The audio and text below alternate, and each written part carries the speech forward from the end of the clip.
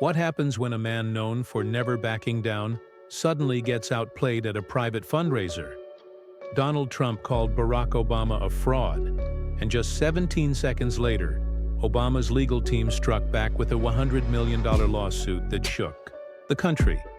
The event wasn't meant for the public. No cameras, no reporters, just a closed-door fundraiser in a Scottsdale hotel ballroom. Golden chandeliers lit the room. Carpets looked freshly cleaned, and tables were scattered with pamphlets and half-eaten plates of steak and asparagus. Guests expected the usual. Trump on stage delivering lines his supporters knew well. But then, something different happened. A shaky 19-second phone recording surfaced online. At first, it looked like the kind of clip you'd scroll past until the audio hit.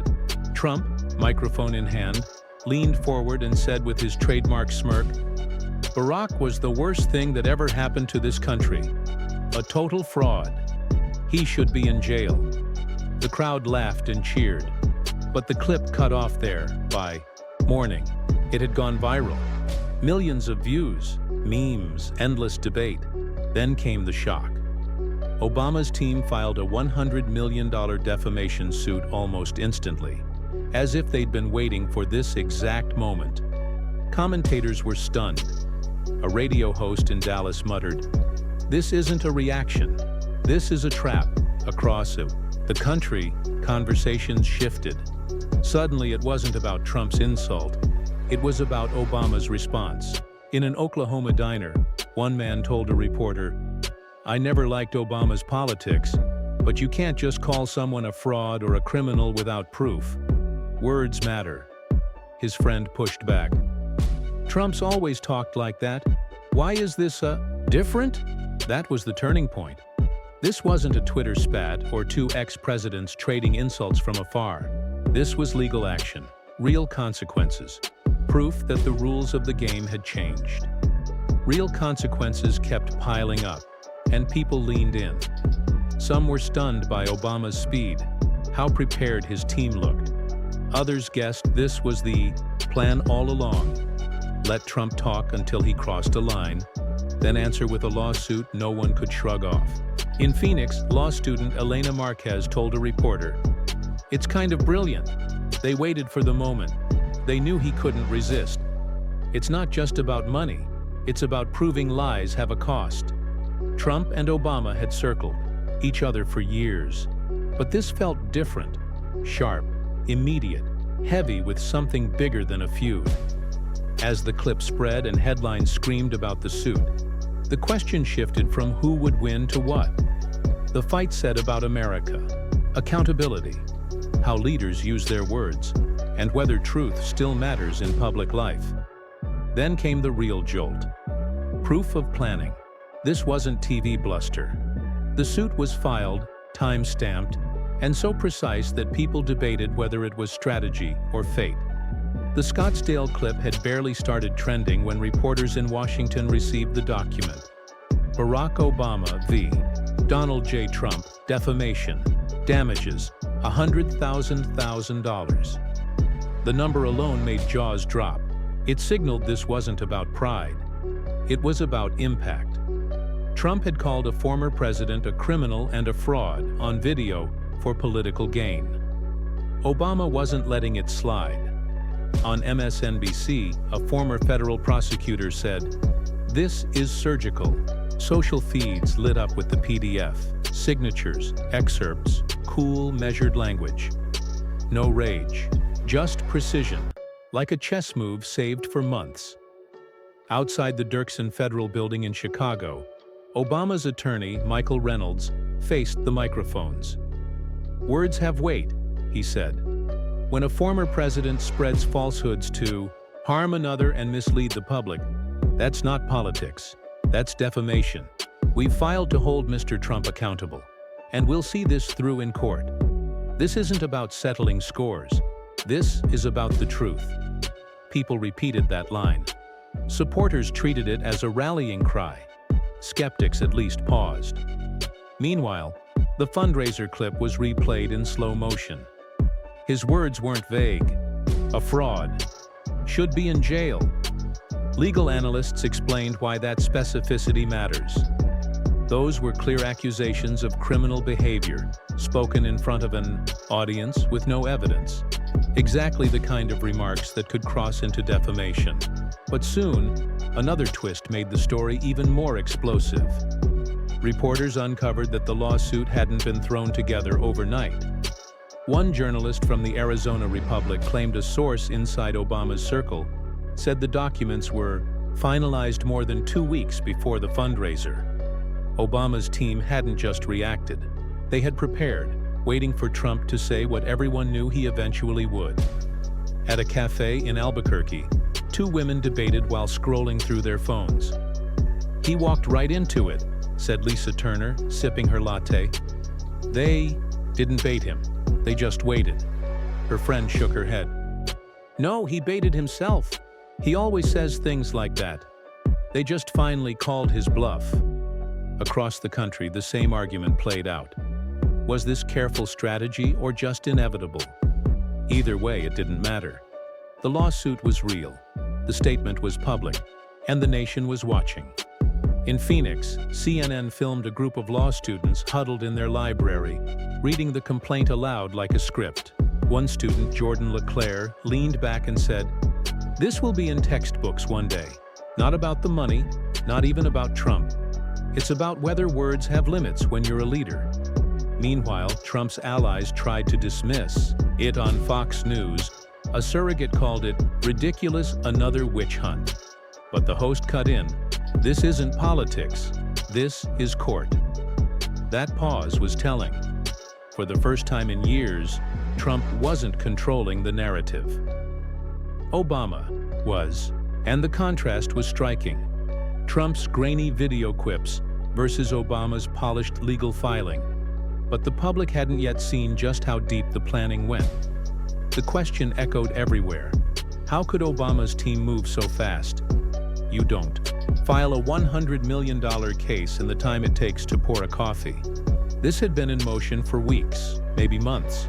In a quiet office overlooking Michigan Avenue in Chicago, a small team of attorneys and researchers had been piecing it together. It wasn't a war room of hundreds, just a handful of strategists around oak tables, laptops glowing late into the night. The walls were plastered with case law printouts and highlighted quotes from Trump's past speeches. They weren't just collecting sound bites. They were connecting dots, building a timeline of reckless statements until the case was airtight. Lead attorney Michael Reynolds paced the floor as he thought, shoes tapping rhythmically. Nearby, junior associate Carla Jimenez scrolled through transcripts. One July evening, she suddenly stopped. Carla pushed her glasses up, eyes fixed on the transcript. "Here, right here. He said this before. Fraud, criminal, over and over. He's building his own track record." Reynolds leaned in, reading the lines. "Exactly. He's reckless with repetition. One of these days, he'll hand us the perfect trigger." The room went silent. They didn't need to provoke Trump. They just had to wait. Preparation stretched beyond legal strategy. Advisors close to Obama debated optics. Would this look vindictive or principled? In late August, they even rehearsed the timing. One aide argued, "If we file within minutes, it shows we were ready. If we wait a day, it looks reactive. The sweet spot is right after, close enough to sting, fast enough to prove we're not panicking." Obama wasn't in those meetings every night, but he was briefed carefully. Calm and deliberate, he told Reynolds on one call. "I don't want this to be about me. If we do it, it has to be bigger. Not trading insults, truth." Reynolds replied, "Then we need to be ready the moment he crosses the line." By September, the draft complaint was finished, printed, and locked in a fireproof cabinet. All they needed was one undeniable moment. And in Scottsdale, when Trump leaned into the mic and declared Obama the worst thing to happen to this country, and a fraud, the phones lit up. Within minutes, Reynolds was on a secure call. "Is this the one?" an attorney asked. Reynolds didn't hesitate. "Yes, file it." Behind the scenes, clerks logged the electronic filing, Assistants checked timestamps. A courier stood ready for delivery. By the time the clip hit 100,000 views online, the lawsuit was already on. The record. In the office, Carla whispered, "People will think this was spontaneous." A colleague smirked. "Good. That'll make it sting more." Meanwhile, Obama was at home in Washington, reading notes as his phone buzzed with updates. Michelle glanced and, "Over." "So it begins?" she asked softly. Obama gave a tired smile. "No, Michelle. It's already begun. Tonight just made it visible." That line captured the mood. This wasn't a start, but the reveal of something quietly building for months. Reporters later uncovered how carefully it had all been mapped, step by step, waiting for the right spark. Some called it theater, others praised it as discipline. Either way, it recast Obama as playing the long game, calling a bluff at the perfect time. By sunrise, the lawsuit was more than a legal filing. It was the lead story nationwide. From Los Angeles to Boston, anchors opened broadcasts with the same stunned words. Barack Obama has filed a $100 million defamation lawsuit against Donald Trump, just seconds after a viral video of his remarks. The symmetry was irresistible. 17 seconds from insult to lawsuit. It was the kind of narrative newsrooms dream about. On NBC's Today Show, Savannah Guthrie looked straight at the camera and said, "We've seen political rivalries before, but never had two former presidents faced off in court like this." The speed, the planning, the staggering dollar amount. It was unlike anything modern American politics had ever seen. On CNN, a roundtable of analysts tried to make sense of it. Harold Green, a veteran litigator from Dallas, leaned forward and said, "This wasn't spontaneous, this was tactical. They had the paperwork ready, and Trump, being Trump, walked right into it." Clips of his comments hit TikTok, edited over Trump's fundraiser footage with a gavel slam. Millions watched. Behind the cameras, newsrooms scrambled. At the Arizona Republic, phones rang non-stop as reporters tried to confirm the whispers that Obama's team had prepared weeks earlier. One journalist, Nina Clark, said later, "It felt like covering a war, not a lawsuit."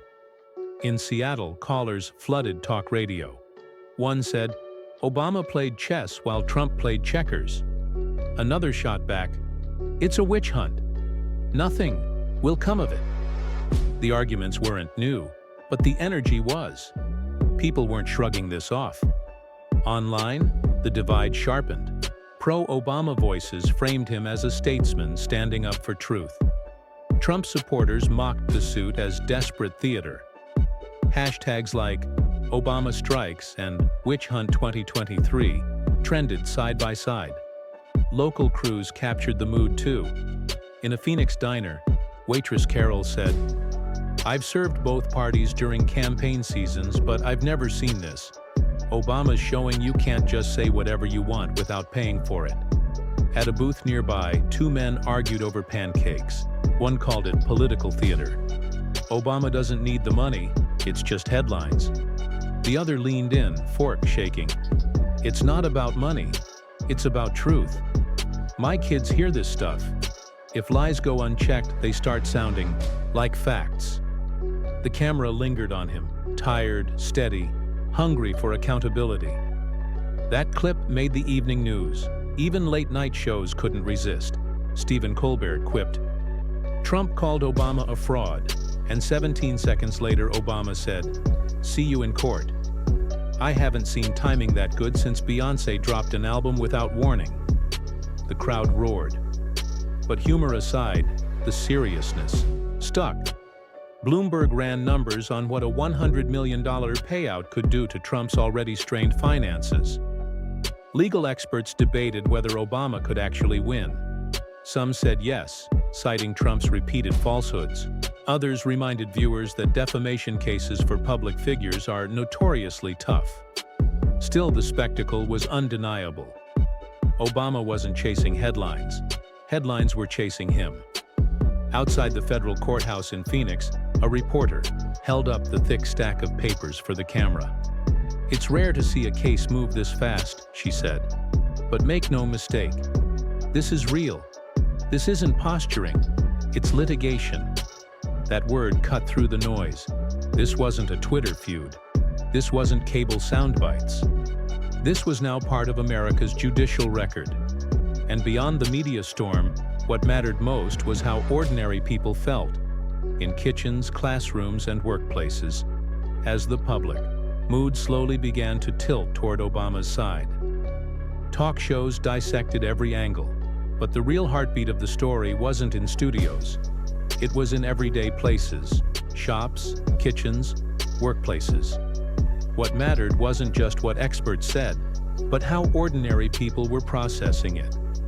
In Tucson, at a hardware store on East Grant Road, the TV over the register replayed the viral clip yet again.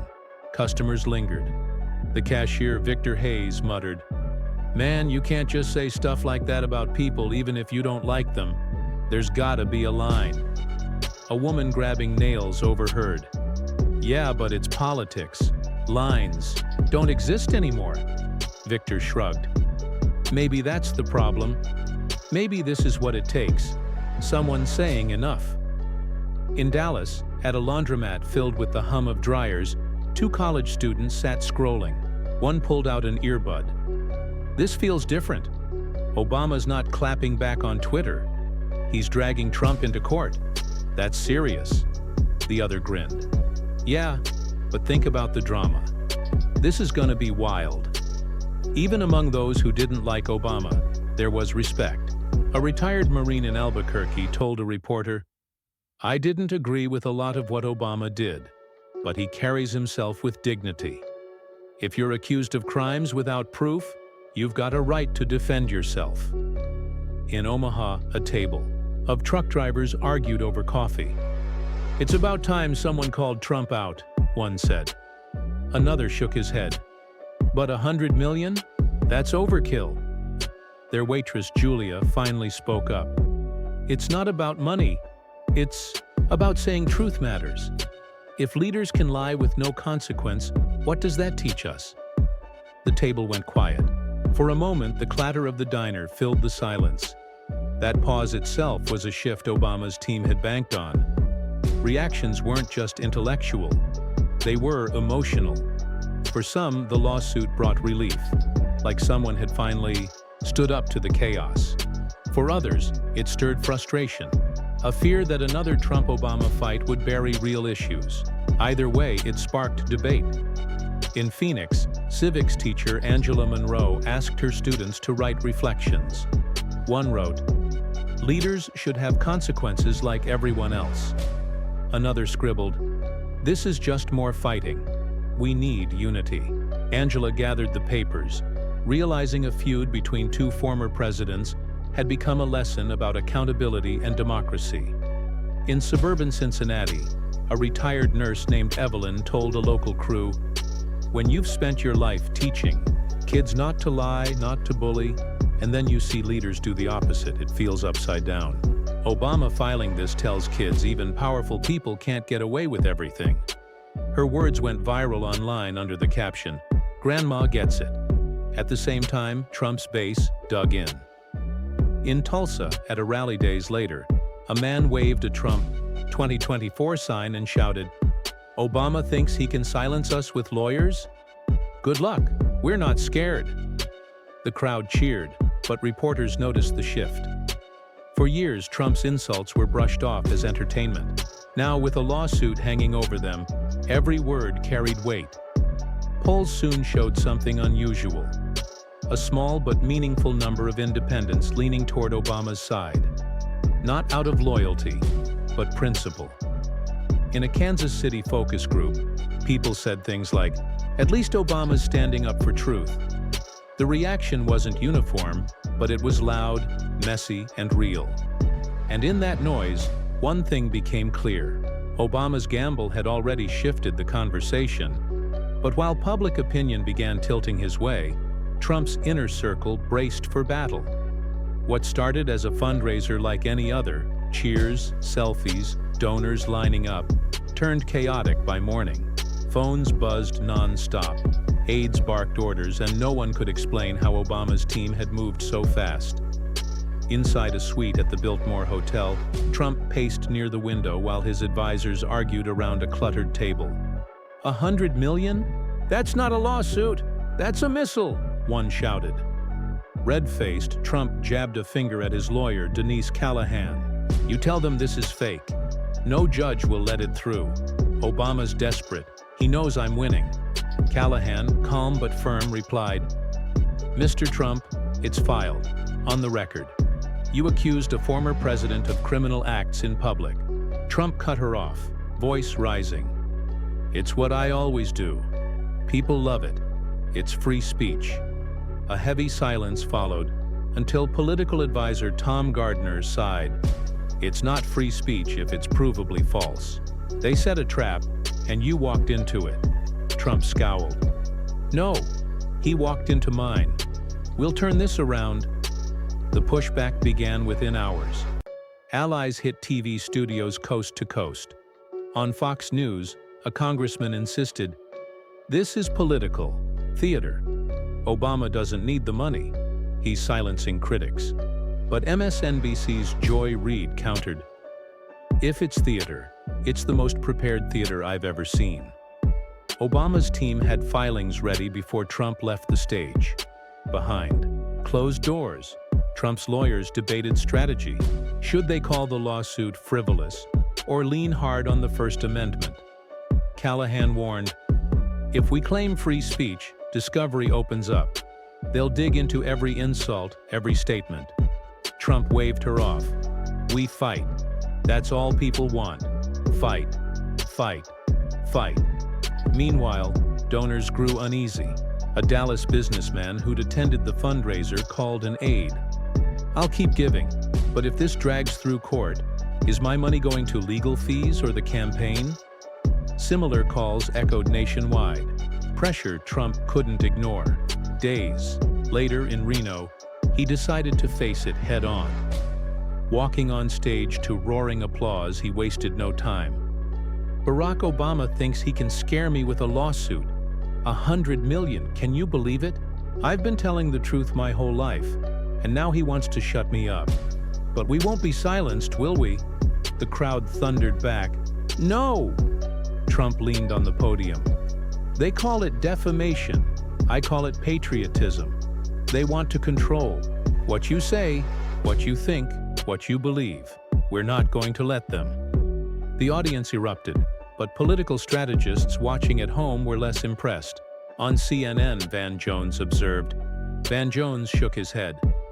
He's trying to frame this as free speech, but the law doesn't work that way. You can't accuse someone of being a criminal without evidence. That's not opinion. It's a false statement of fact. Even conservative voices wavered. On a Boise talk radio show, a lifelong Republican caller admitted, I've supported Trump, but this is dangerous. If he loses, it's not just about money, it's about credibility. And if he loses credibility, he loses voters. Inside Obama's camp, the response to Trump's fiery rallies was calm. Reynolds, the lead attorney, told his team in Chicago, let him yell. Every word makes our case stronger. The more he insists, the easier it is to prove reckless disregard for the truth. The contrast was striking. Trump storming podiums, Obama quietly reinforcing his reputation with a legal fortress. But then, after days of silence, Obama finally spoke, and the tone of the entire battle shifted. Reporters had hounded him for comment, cameras trailing him from Washington to the Midwest. Still, he offered nothing beyond polite waves and smiles. The silence itself became news.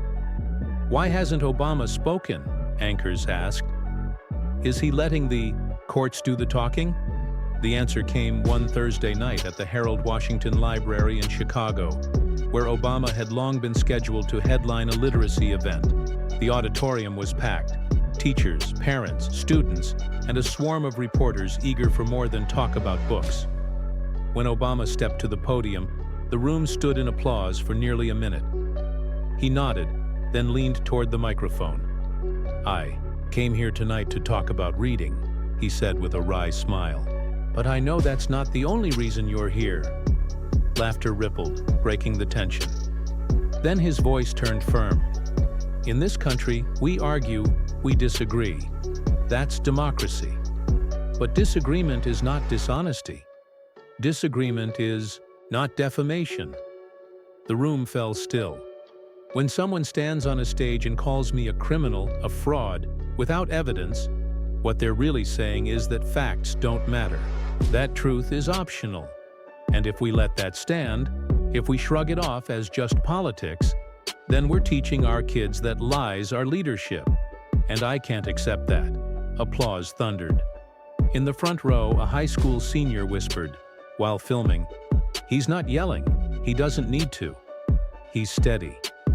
Obama set his notes aside.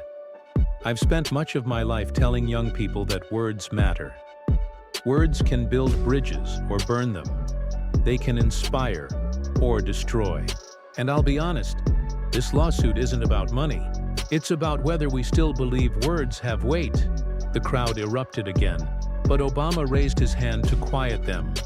"Some will say this is personal. Barack versus Donald. Another feud in a country tired of feuds. But hear me clearly. This isn't about personalities. It's about principle.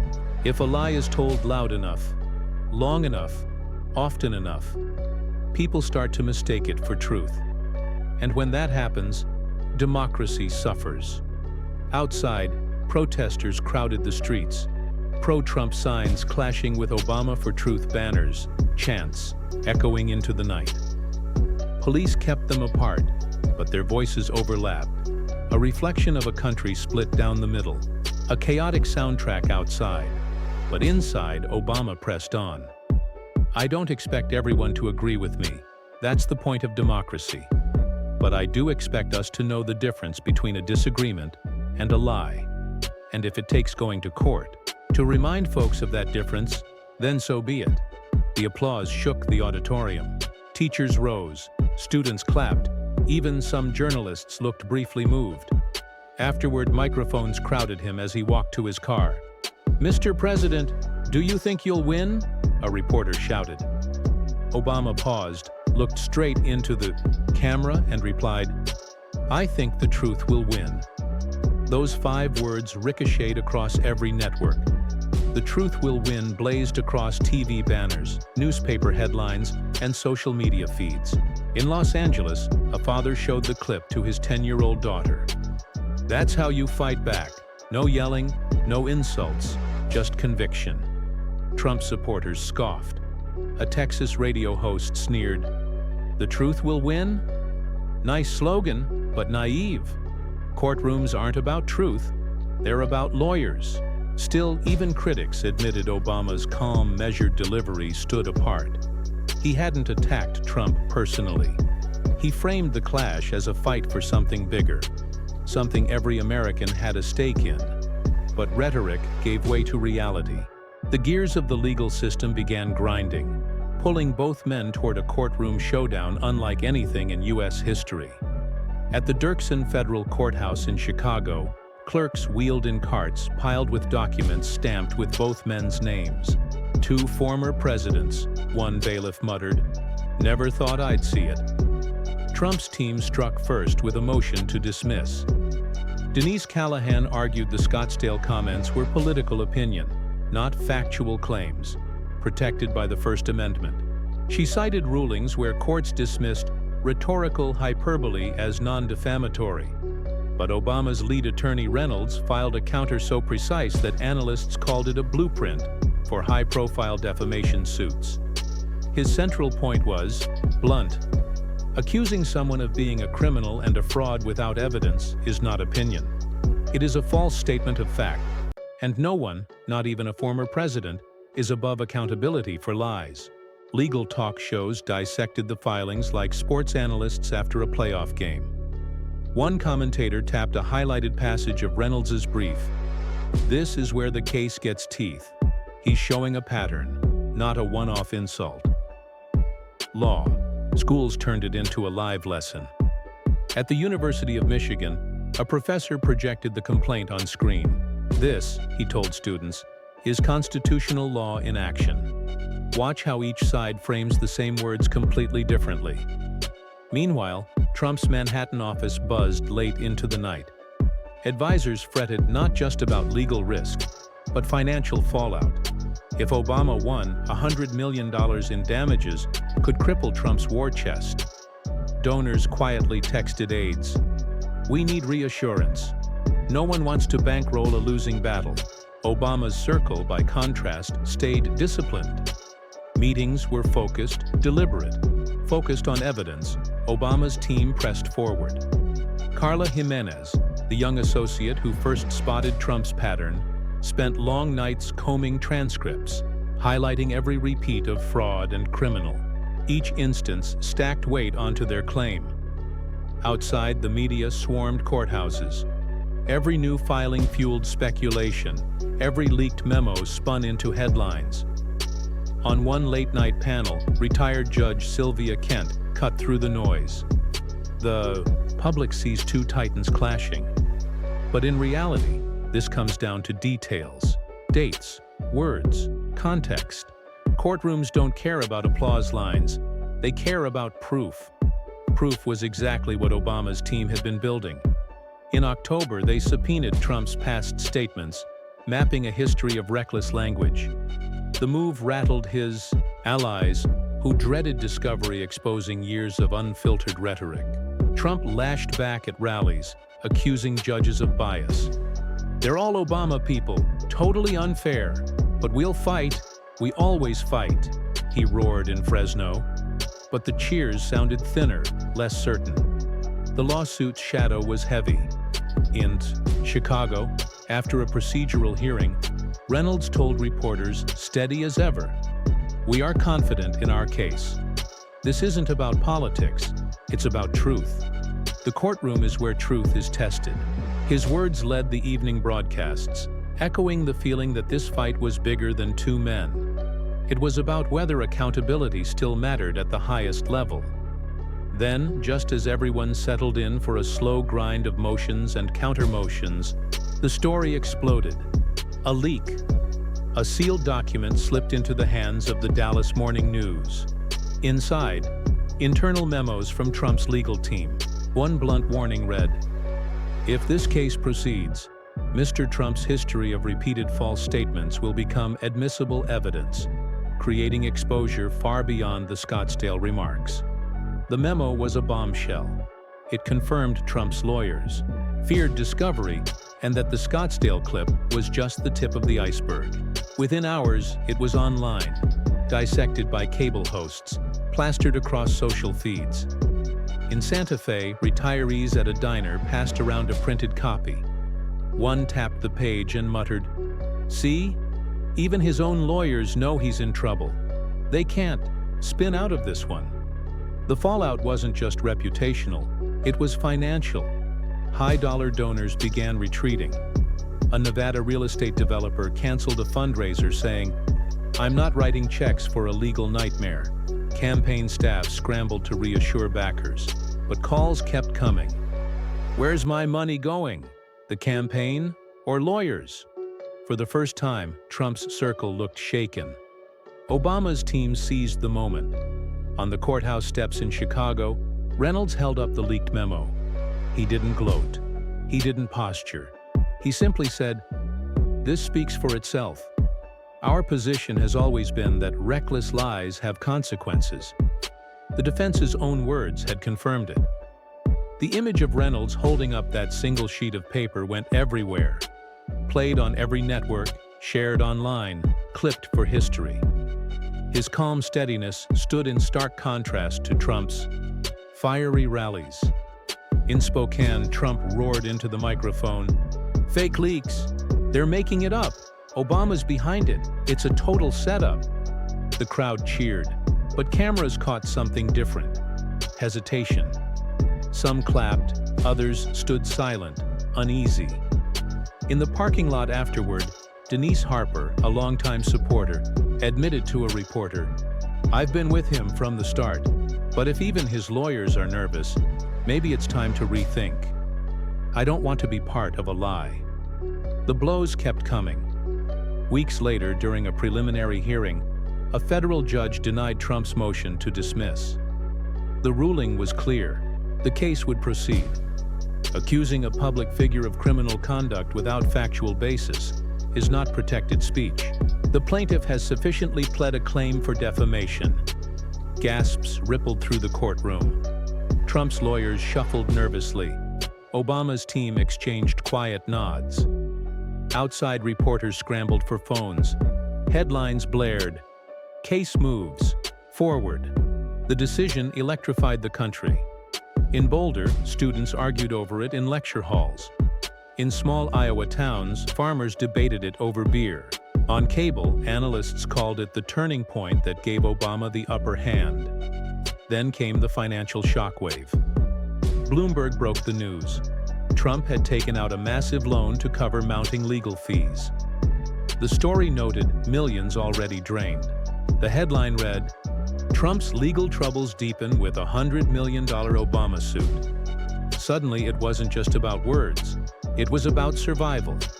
Could Trump afford to keep fighting? Could he risk discovery opening the door to years of unchecked statements? And what if a jury sided with Obama? The leaked memo, the donor pullback, and now the judge's ruling painted a bleak picture. Polls reflected the shift. Independents swung toward Obama. Even some conservatives privately admitted the case looked stronger every day. In Albuquerque, mechanic Jorge Ramirez summed it up on local TV. Trump's always acted like nothing could touch him. But this is touching him. This is real. The turning point wasn't a speech or a rallying cry. It was paper, money, and cold legal reality. Forces Trump couldn't spin away. Meanwhile, Obama's camp leaned into the broader message. This wasn't about two men, but about accountability and truth itself. By winter, the case wasn't just another headline. It was a national conversation. Dinner tables, classrooms, even church halls. Everyone had an opinion, but more importantly, everyone sensed it was about more than Trump or Obama. It was about whether truth could still matter in a world drowning in noise. In December, the courthouse in Chicago filled to the brim. Reporters jostled for position, sketch artists hunched over pads, and ordinary citizens lined the sidewalks in the cold just to say they'd witnessed history. Inside, Obama sat quietly beside his attorneys, suit crisp, expression calm, as the judge outlined the case timeline. Trump wasn't there, but his lawyers filled the benches, passing notes in anxious whispers. At one point, Reynolds rose, his voice steady. This case is not about political rivalry.